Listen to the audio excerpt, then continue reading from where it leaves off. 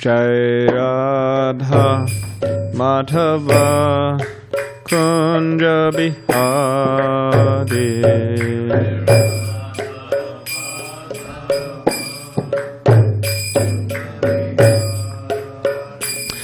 Jai Radha Madhava Kunja Bihari.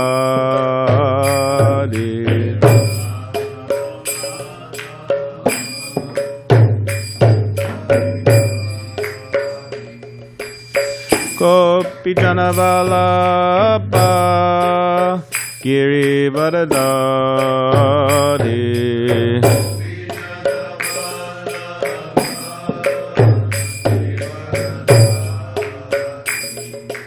Gopi Janavalabha Girivardhari.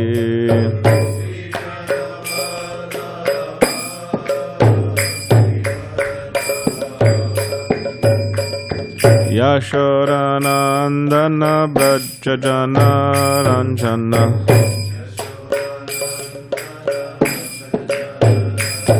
Yashodanandana Brajajana Ranjana.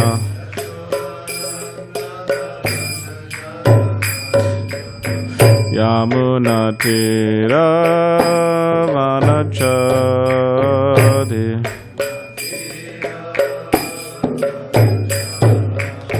Yamuna Tira Vanachadi.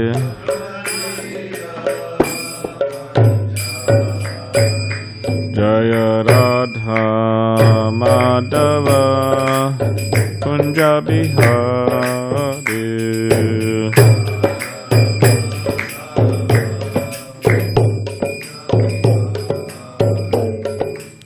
Gopi Janavalabha Girivardhari.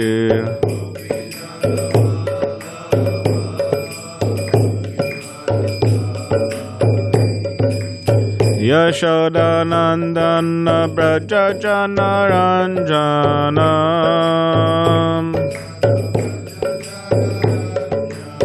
Yamuna Tira Vanachadi.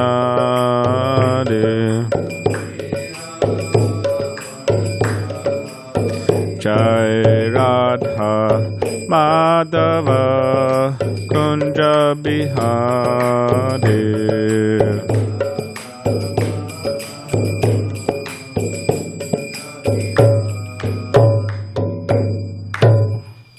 Jai Vishnupad Paramahamsa Parivrajakacarya.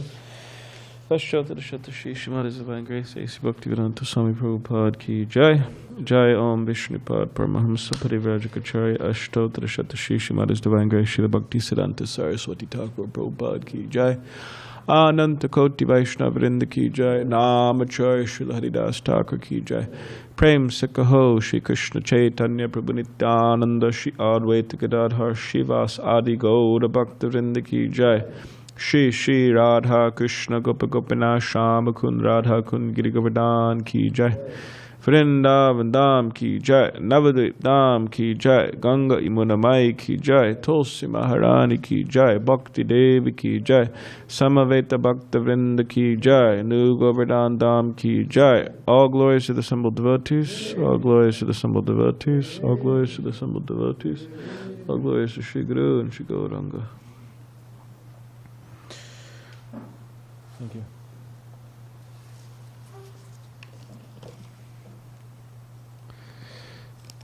Okay. Om Namo Bhagavate Vasudevaya.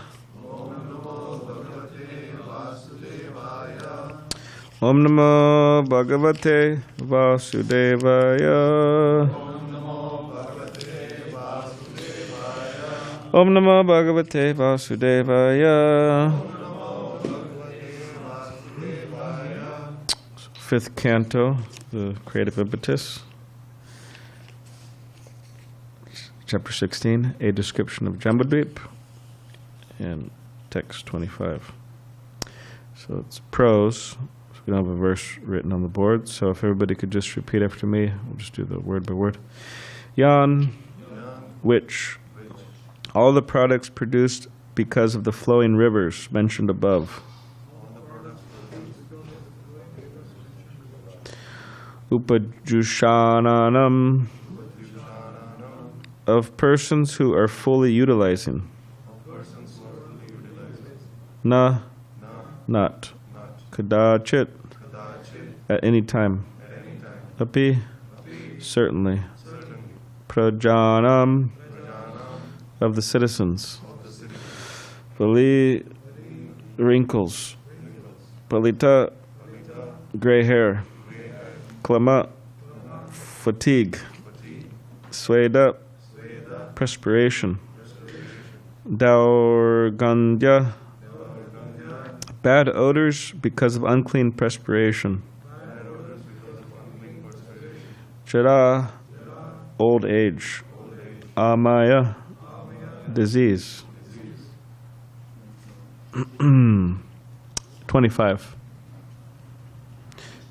5:16:25. Mrityu, untimely death. Shita, severe cold. Ushna, scorching heat. Vaivarnya, fading of the luster of the body. Upasarga, troubles. Adayaha, and so on. Tapa, of sufferings. Visheshaha, varieties. Bhavanti, are. Yavat, as long as. Jivam, life. Sukham, happiness. Niratishayam, unlimited. Eva, only. Clover, do you think you could bring him a clock here so lose? Please, thank you. Translation and commentary by His Divine Grace, A.C. Bhaktivedanta Swami Prabhupada. The residents of the material world who enjoy the products of these flowing rivers have no wrinkles on their bodies and no gray hair. They never feel fatigue, and perspiration does not give their bodies a bad odor. They are not afflicted by old age, disease, or untimely death. They do not suffer from chilly cold or scorching heat, nor do their bodies lose their luster. They all live very happily, without anxieties, until death. Purport. This verse hints at the perfection of human society, even within this material world. The miserable condition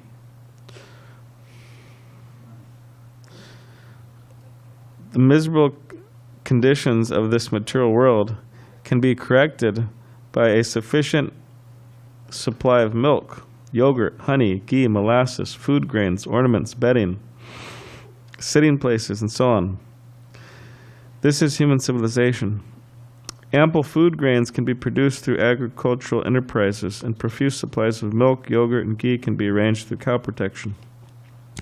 Abundant honey can be obtained if the forests are protected. Unfortunately, in modern civilization, men are busy killing the cows that are the source of yogurt, milk, and ghee.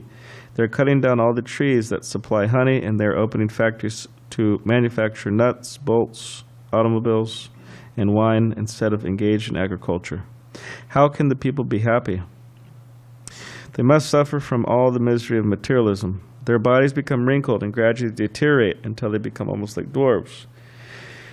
And a bad odor emanates from their bodies because of unclean perspiration, resulting from eating all kinds of nasty things.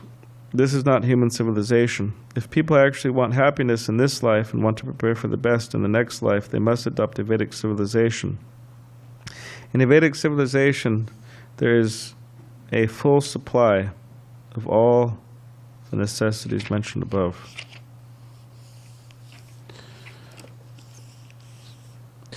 Om Iganatipadandusya Gananjana Shalakaya Chakshuvanmaditamena Tasmai Shri Gurave Namaha Mukam Kritavachalam Pangam Langategrim Yakripatamaham Vande Shri Gurun Ditananam Vancha Kopatribhusha Kripa Sindhu Bevacha Patitanam Pavanebhyo Vaishnavebhyo Namo Namaha. Jai Shri Krishna Chaitanya Prabhu Nityananda Shri Advaita Gadadhar Shivasadi Gaura Bhaktivinoda. Hare Krishna Krishna Krishna Hare Hare Hare Rama Rama Rama Hare Hare. Translation again. The residents of the material world who enjoy the products of these flowing rivers have no wrinkles on their bodies and no gray hair. They never feel fatigue, and perspiration does not give their bodies a bad odor. They are not afflicted by old age, disease, or untimely death. They do not suffer from chilly cold or scorching heat, nor do their bodies lose their luster. They all live very happily, without anxieties, until death.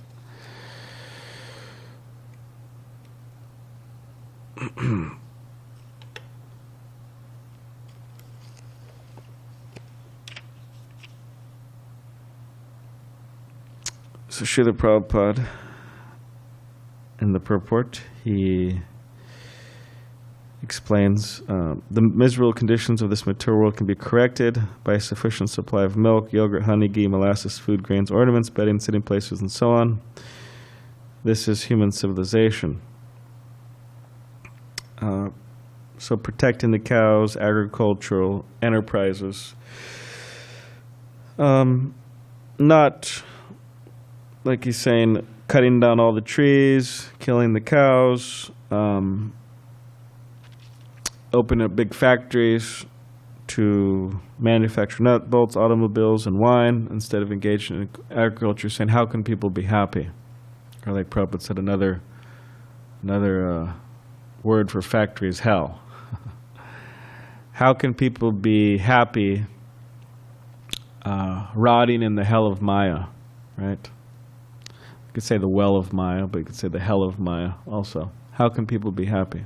So in other words, they cannot be happy unless adopting a more wholesome, natural, sensible way of life. Let's say Krishna consciousness, Krishna conscious lifestyle. And over time we see that throughout the world, America, and throughout the world, that some people are trying to become more conscious, more trying to live in a way that is more, we could say, less harmful to nature, to Mother Earth. Like we had Earth Day, right? Recently, everybody was out there trying to inform. You know, there's so many booths, and they're trying to inform everybody how they're helping to save the planet. So yeah, over time, people are becoming more and more conscious, which is interesting because there's like simultaneously some people becoming more conscious and some people become more degraded. So it's like right. But Srila Prabhupada, he throughout his books emphasized and stressed many, many times the need for cow protection of cows, because as in many ways, helpless creatures, they cannot protect themselves. Srila Prabhupada also said that Brahmins also need protection. Brahmins, cows, women, children, elderly, these different personalities. It's not that just the cows need protection, also Brahmins, also women, also children. So these different entities need protection, because if not protected, they could be easily exploited, easily abused. Just like the other day, we're out in Harinam, and generally I haven't seen for years. I mean, sometimes people, I heard in the early days of ISKCON, in certain areas around the world, people used to be quite rough with the devotees in terms of physically abusing them or throwing things at them or whatever. Generally, it's not a problem in San Diego. I mean, I've seen people, I've heard people say comments, to the devotees, nasty comments, hurled at the devotees, and maybe a few times there's been some light, threatening kind of getting in their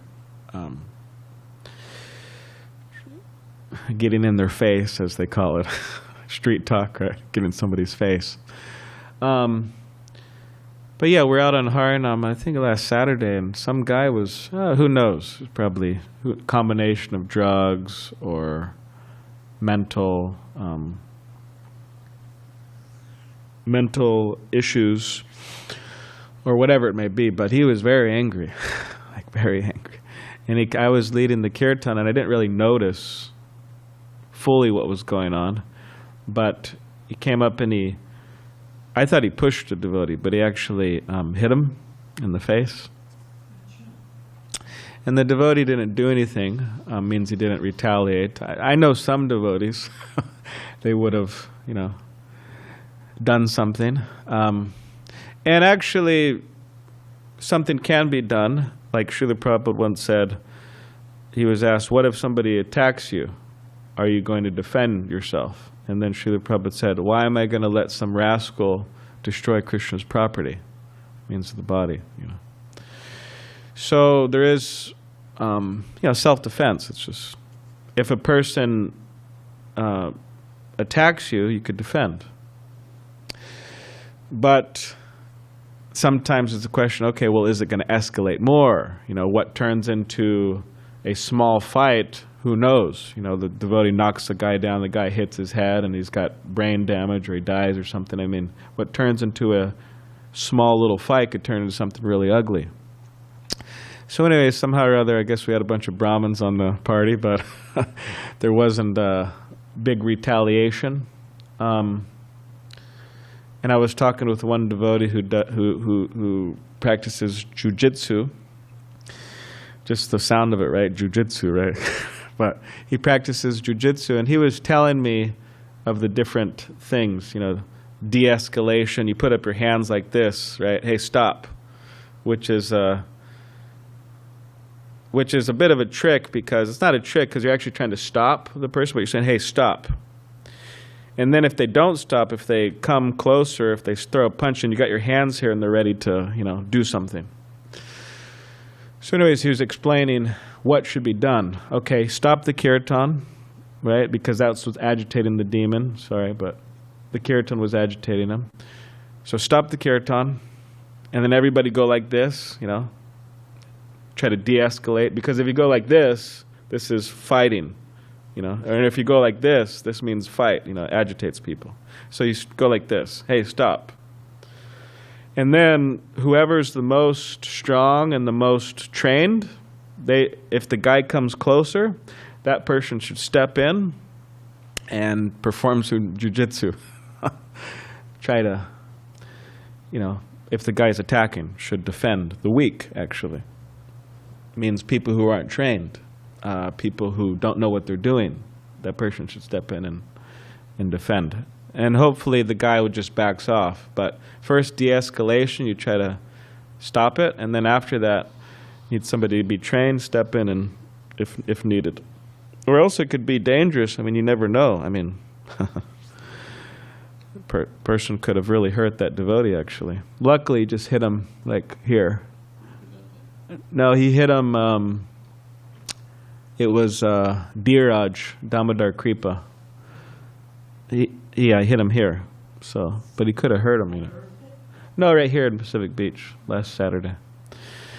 So, anyways, but it's a little bit of a derail. But the point is that the weak, or that people who may not be able to defend themselves, need protection.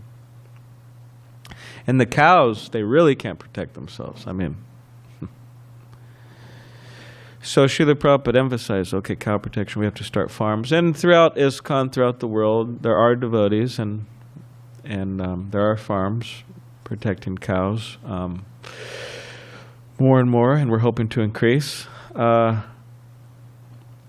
one time, Hamsadutta, Srila Prabhupada's disciple, he was working on a farm and taking care of cows and whatever. He had this idea. I mean, devotees have so many ideas, right? But he had this idea that somehow by special breeding or special feeding or something, he had this idea that the cows would produce a lot more milk. And then his idea was that through that milk, we'll sell it. And then we'll make a lot of money. That was his idea. And then Prabhupada said, no. He said, this isn't the idea. Not that we, he said, we're protecting the cows for the pleasure of Krishna.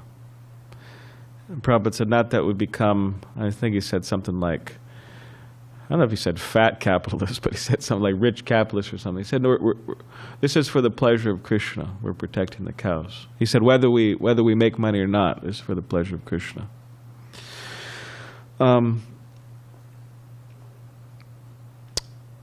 So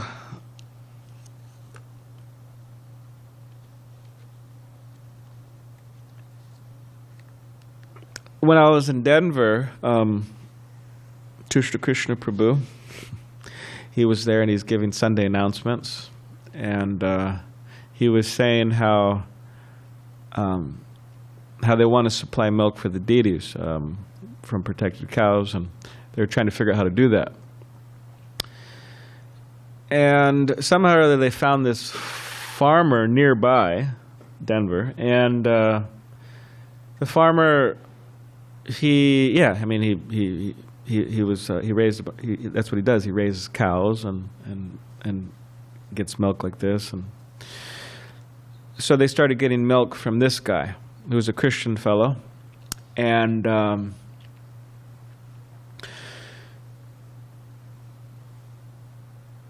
then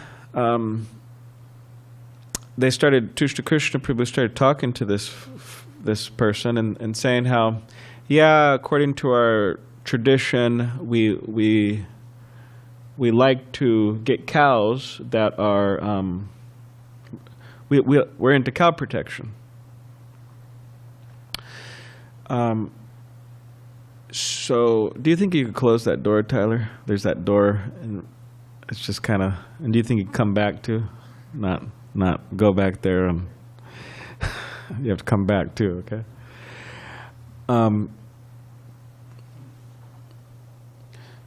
So he's saying that in our tradition we're into cow protection. So is there any way we could pay you to protect these cows, certain cows, or I don't know how many, anyways, protect the cows that we're getting milk from so they could live their life out peacefully?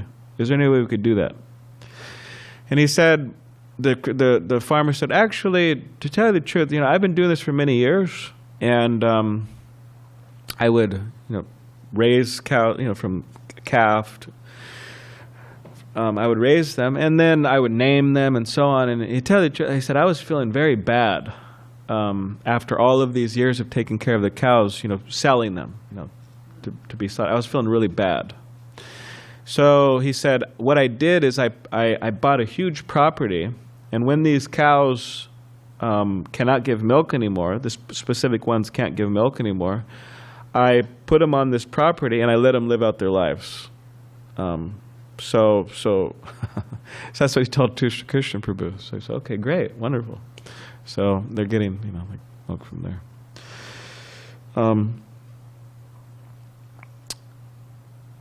And then I was thinking also, I visited this devotee. It just shows what this is showing. What I'm telling is showing the power of. It says Krishna's the self-sufficient in the Sri Upanishad. Srila Prabhupada chants, Krishna is the self-sufficient philosopher, fulfilling everyone's desire since time immemorial.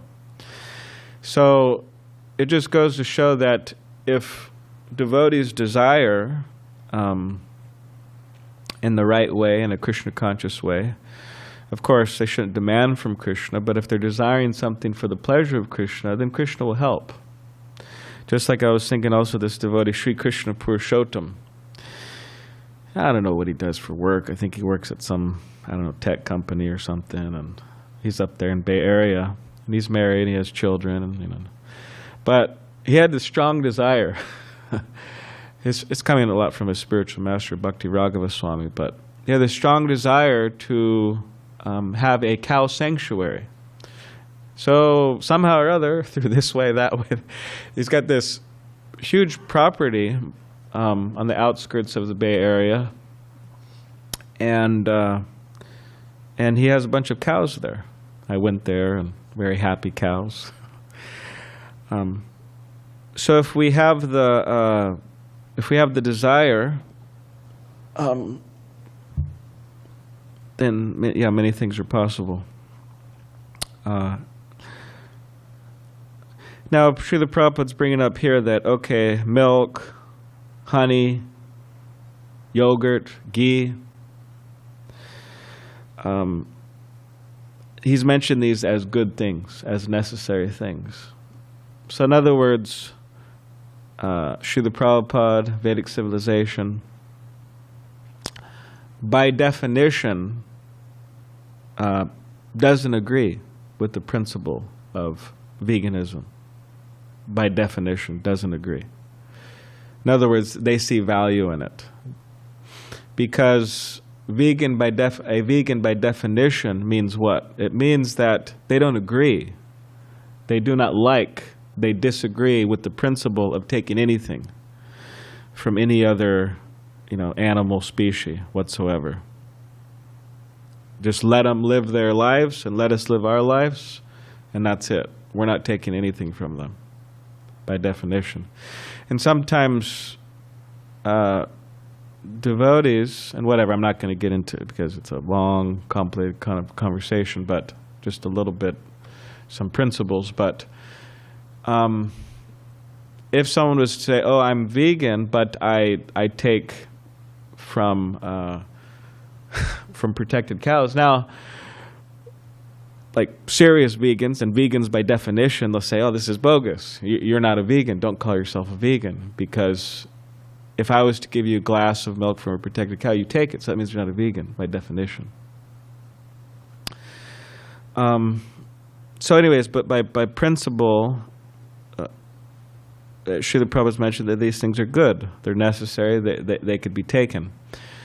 And also sometimes the devotees who opt to refuse anything taken, like for example industry milk, they refuse this. They may criticize devotees who do take this milk.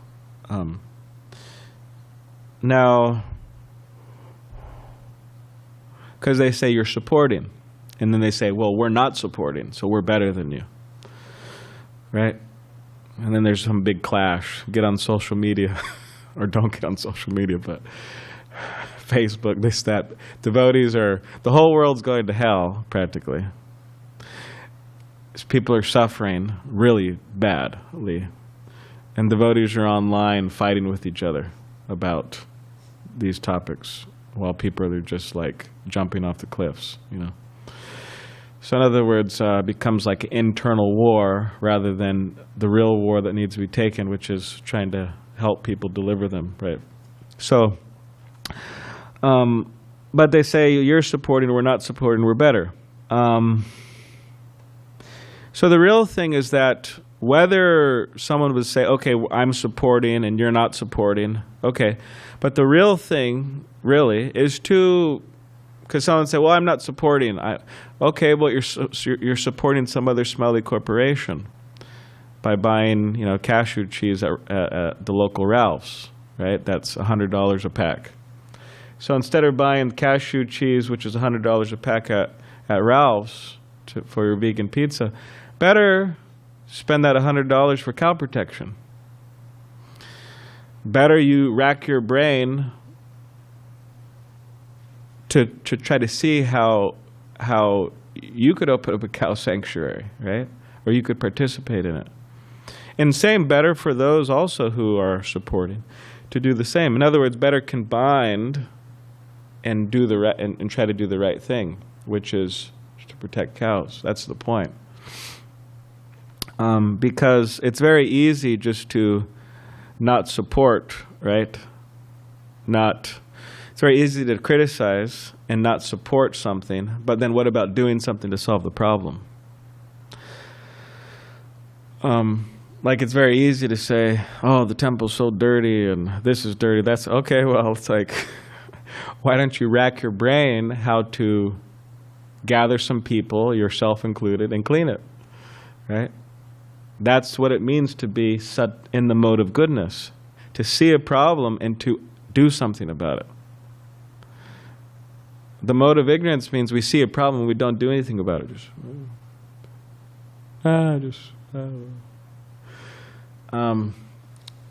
So, in Srila Prabhupada, this is what he was urging devotees to do. As a society, he's noted the problems throughout his books, and then he's left us the great challenge to try to help the situation, solve the problems.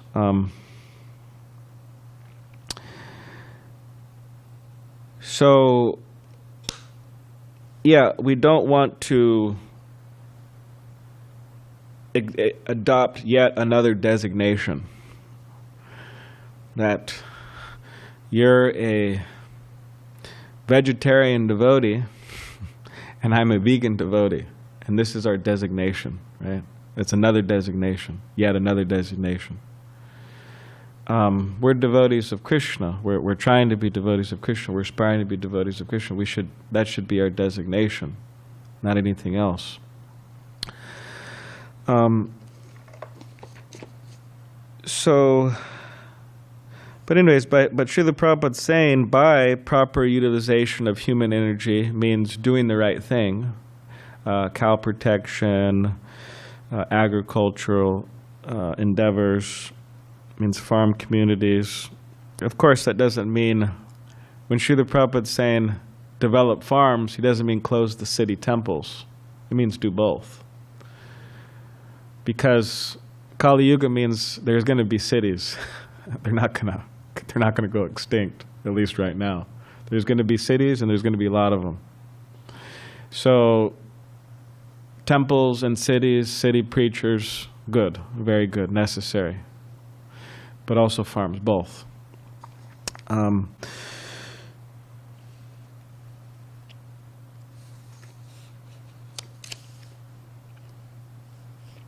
But Srila Prabhupada's mentioning through following the principles of Vedic civilization, one could be very happy.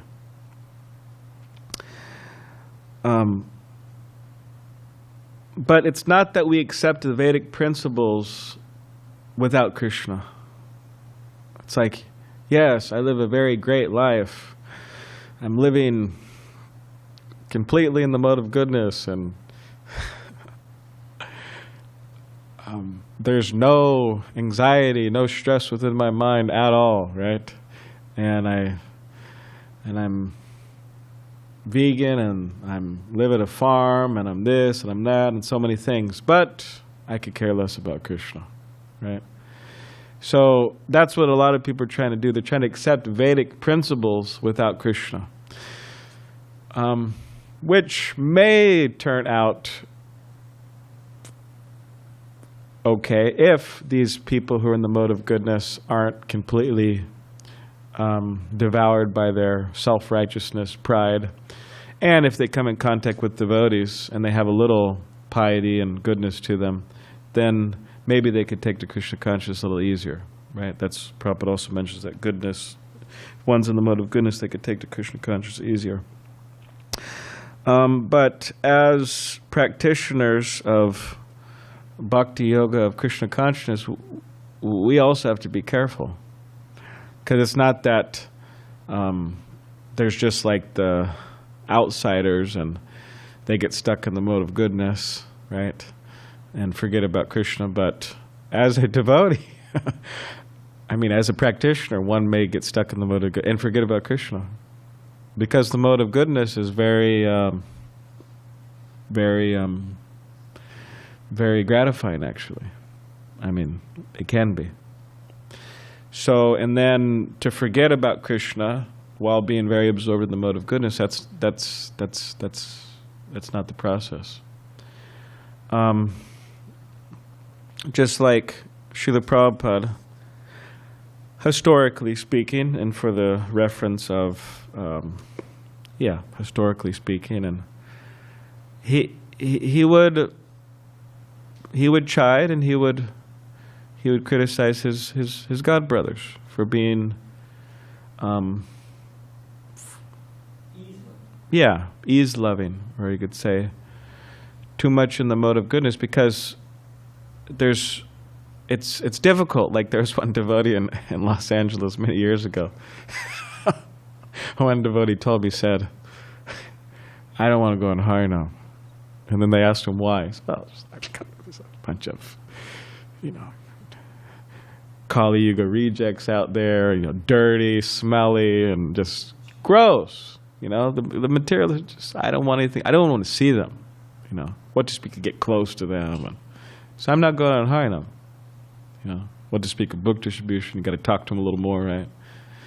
No way. I'm staying back here, and I got my pressed, dhoti and chadar,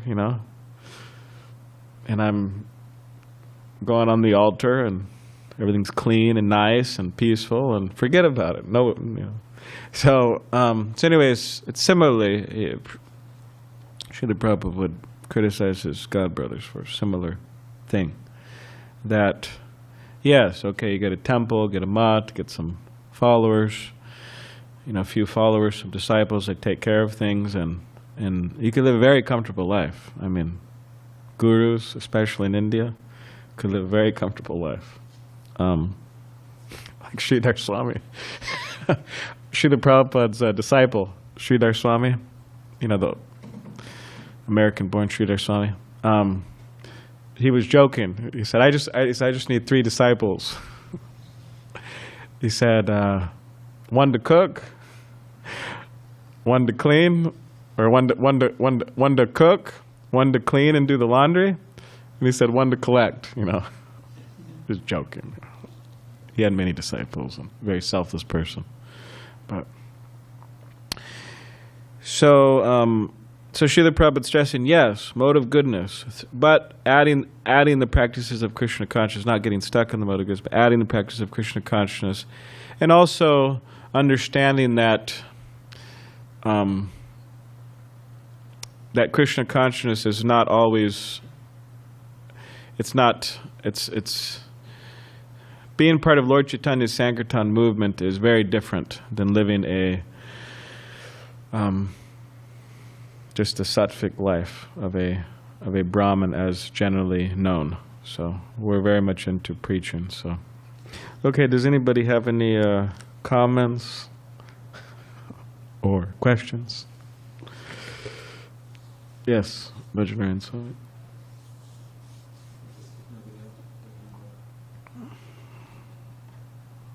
Just for fun, you were saying, it's not, farms all in or city all in. I asked Brahmananda one time. Everyone I think knows famous big size Brahmananda, Prabhupada's early Brahmananda. So Gunagraj Maharaj was running a restaurant up here in North Park,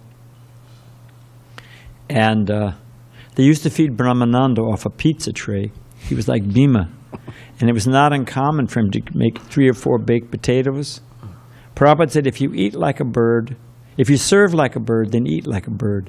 And if you can work like a horse, then you can eat like a horse. And he worked hard for Krishna. He used to take a baked potato, baked, hot, put a whole stick of butter in it. Wow. Wait till it melt, and then he'd have 2 or 3 of those. He was a, interesting fellow. And he worked hard for Krishna. He's a, pioneer in so many ways. So anyway, he was here, like Bricodar, Bhima, with his wolf-like belly, his voracious appetite. So I was out there at the restaurant, and the college rush from SDSU was about to come. Gunagraj Maharaj said, stop him. You know, he'll eat his way through the whole, it was an all-you-can-eat bar, you know, salad bar. And so Gunnagraya just said, try to stop him. So I went out there, and what we were particularly short on were desserts. We always had 2 desserts. It was like a carob cake and an apple crumble, and there's 2 desserts.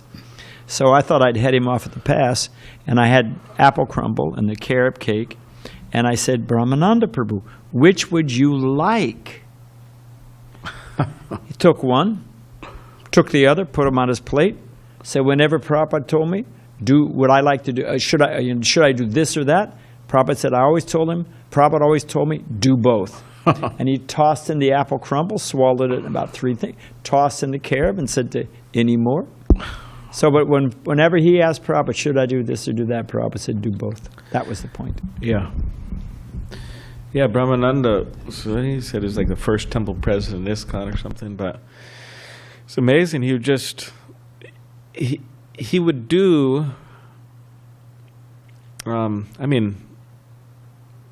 anyways, but he said he would just do whatever Prabhupada said he would.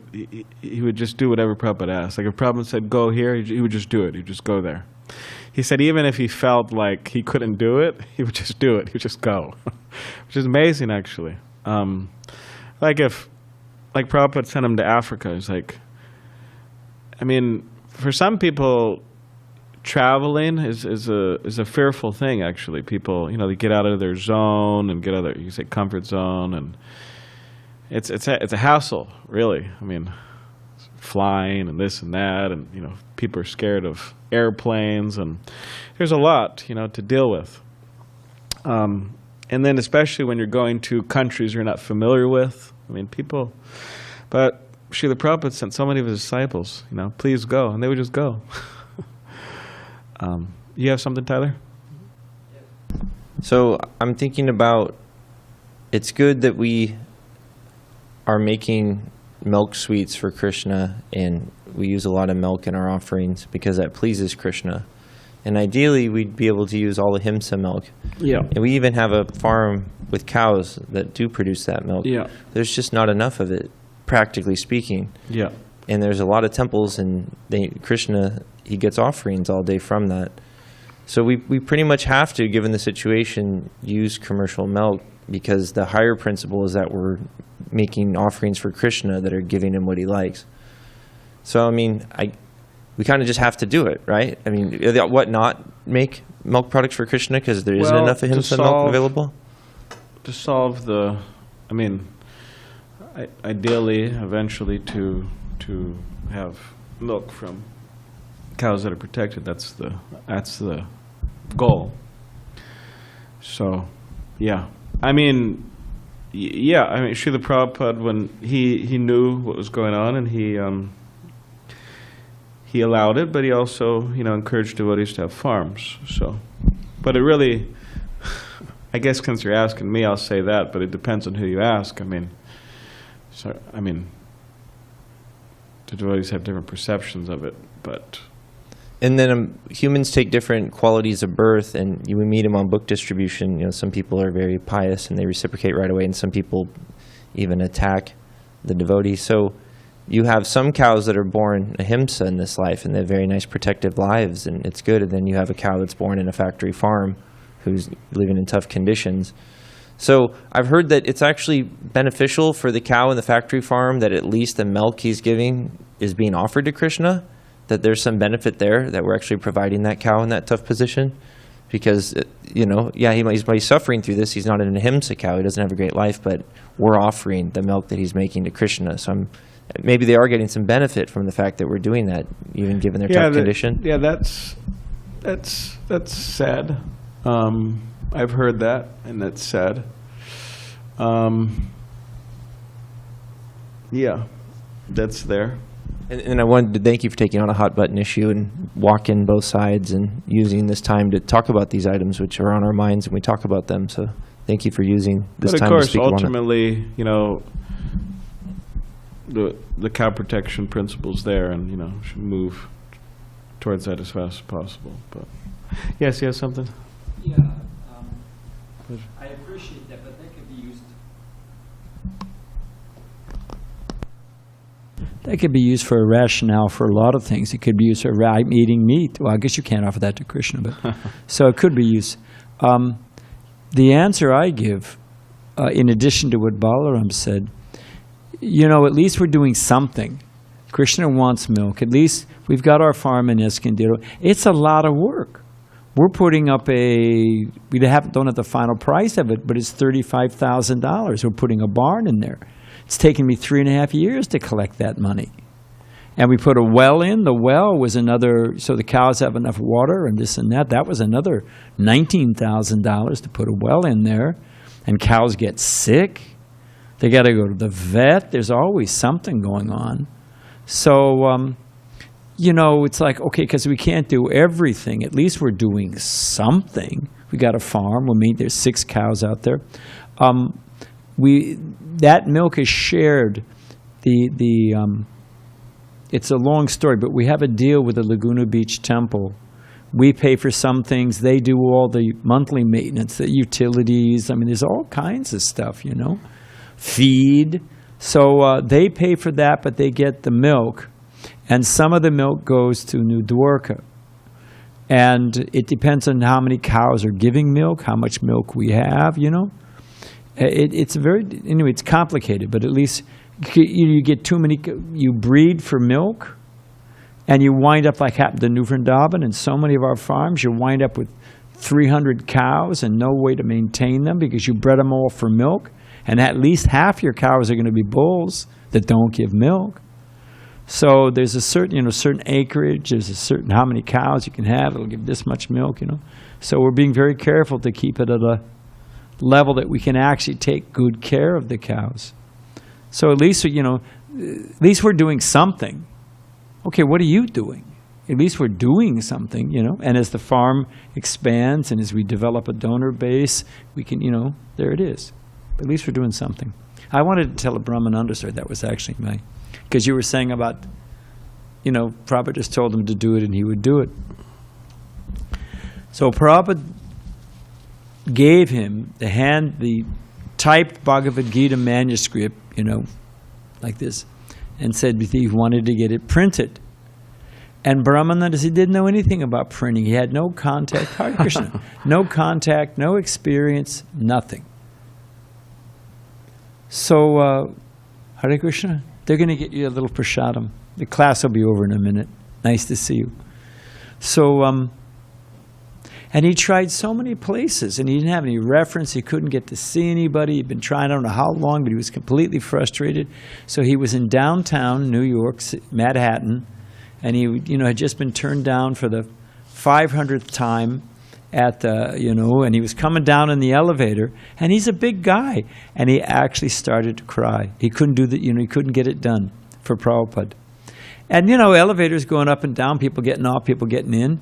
And somebody got in, a business guy, and saw this big guy, obviously had been crying, and he said, "Are you okay?" And Brahmananda just gushed out with it, just said, my spiritual master has given me this mission in printing Bhagavad Gita, and no one's interested, and I can't get it printed.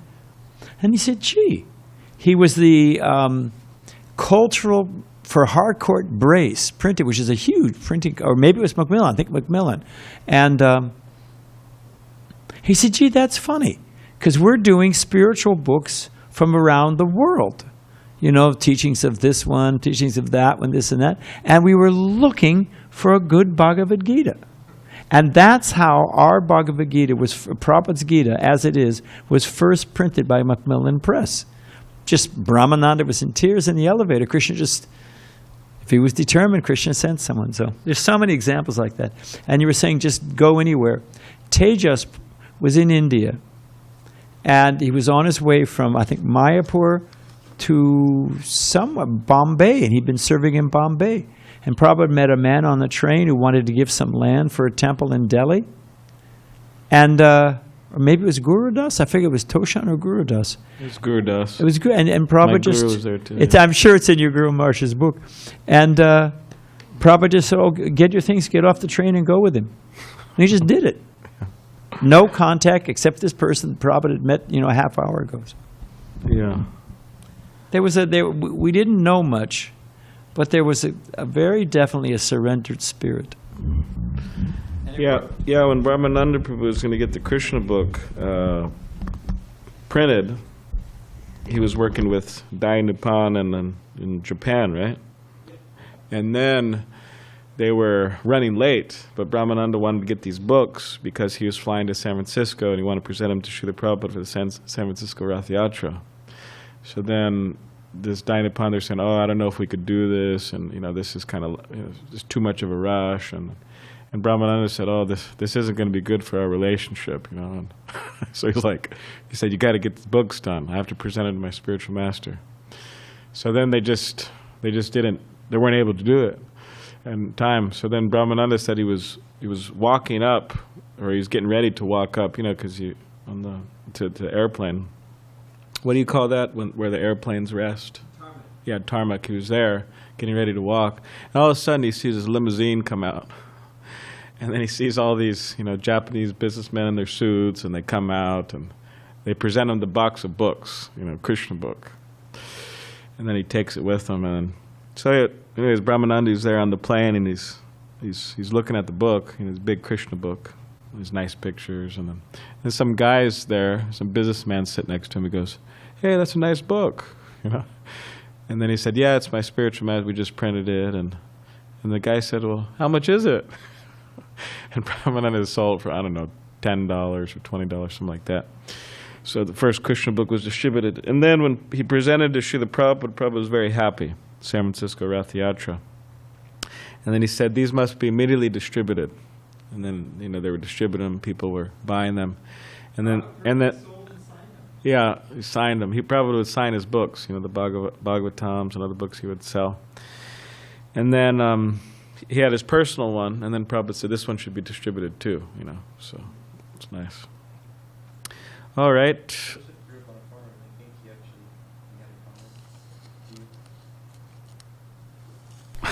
Hare Krishna. I like earlier in the class, I wasn't here, but I was watching, you talked about how we can de-escalate. You definitely don't do this, and you definitely don't do this. Yeah. But I was thinking, next time I see a bear in the woods, is this going to really work? No. I don't know. Say Hare Krishna at the same time. Yes, yeah. But, that works. You defend your face, and, it works. Because it did. And then, it does talk about turning the other cheek.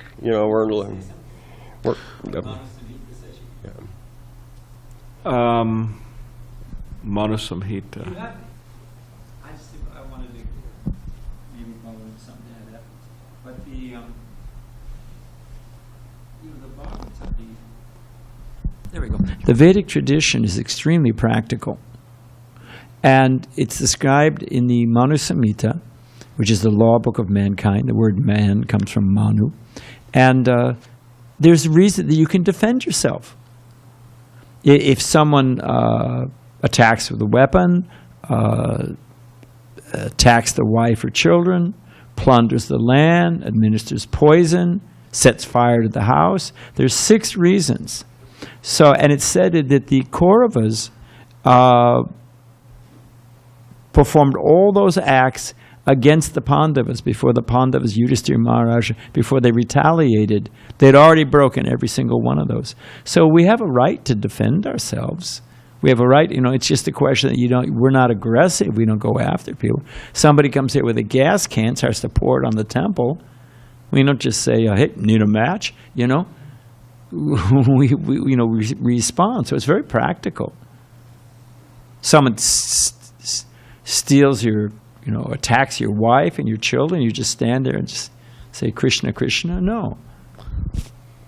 Bhakti Marg Swami, when he was on one of his walking ventures about a bear, but anyways, he said that he was praying to Krishna. I don't know, he said I want to see something amazing, or, something like that. And so then he was walking, and then all of a sudden, he's out in the middle of nowhere. All of a sudden he sees this huge bear, coming towards him. And the bear's not looking very, It's looking hungry. Yeah, so they start singing, Namaste, and the bear keeps on coming, They're singing, So then he's with another devotee, and then one jumps to the one side of the road, the other jumps to the other side of the road. And the bear's like kind of looking, Jeez. And then, they're just kind of... So then all of a sudden, way down the road, there's some diesel truck coming, and somehow he's honking his horn. And that freaks out the bear, and the bear kind of takes off. Did But he see maybe he saw what was happening? yeah, I'm not sure. I'm sure he saw it. Anyways, he's saying we have to be careful what we pray for. He was... All right, Grantaraj Srimad Bhagavatam ki jai.